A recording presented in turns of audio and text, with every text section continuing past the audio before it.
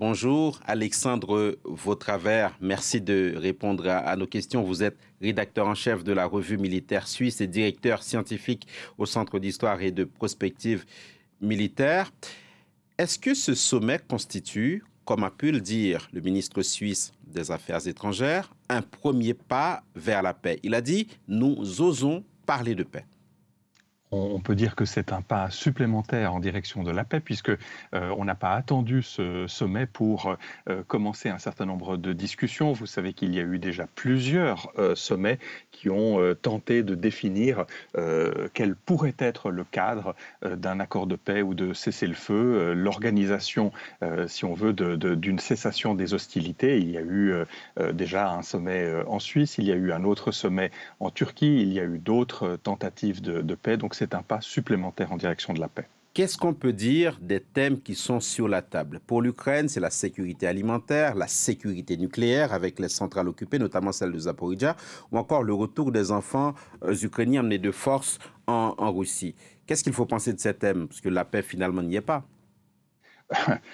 Disons que toutes les conditions que vous venez de citer sont des conditions qui sont nécessaires pour la paix. Et encore une fois, personne ne s'attend véritablement à ce qu'il y ait, au bout de ce sommet, à la fin de ce week-end, une déclaration que la guerre est terminée et que l'on peut simplement passer à la page suivante. Je pense par contre qu'on est dans le rôle tout à fait traditionnel et typique de la Suisse, qui a offert finalement ses bons offices pour organiser ce sommet. On est deuxièmement dans une situation où vous avez quand même une cinquantaine d'États qui sont représentés au plus haut niveau. Et donc ça, c'est quelque chose qui est significatif pour la suite des discussions, c'est-à-dire que ce n'est pas uniquement, cette paix ne dépend pas que de la force, c'est-à-dire de celui qui a le dessus sur le plan des armes, mais c'est aussi une décision qui doit être prise, qui doit être acceptée, qui doit être définie par la communauté internationale. Et sans préjuger de l'issue de cette réunion, on peut dire, Alexandre Vautravers, que quelle qu'elle soit, quelque part, on est déjà dans une forme de succès diplomatique, notamment pour Volodymyr Zelensky, le fait que tous ces pays se retrouvent autour de lui à son chevet, en quelque sorte? Alors d'une part, ça c'est effectivement quelque chose qui est très important, c'est-à-dire qu'il y a un certain nombre de pays qui souhaitent que le droit international soit respecté. Ce droit international, ce n'est pas l'ultimatum, encore une fois, de celui qui est l'agresseur, mais c'est une décision, c'est une discussion, c'est un processus, c'est une négociation. C'est cela avant tout, et c'est le respect d'un certain nombre de principes. C'est cela le droit international.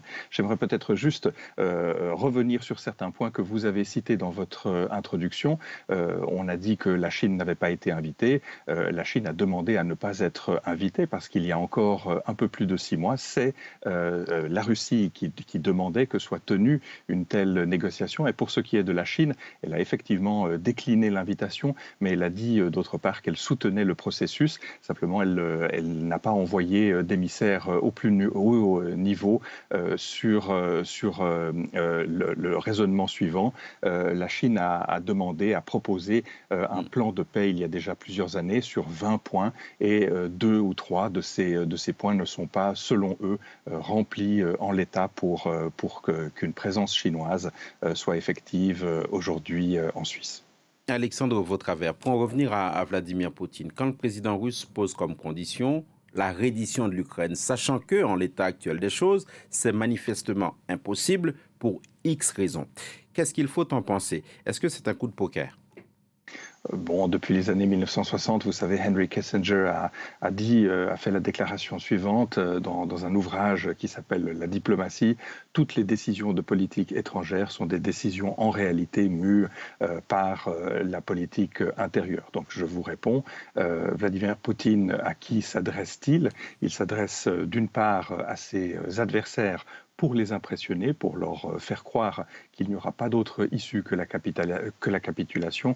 Et puis deuxièmement, il s'adresse bien sûr à sa propre audience, sa propre population pour montrer la force du régime et puis la force de son armée.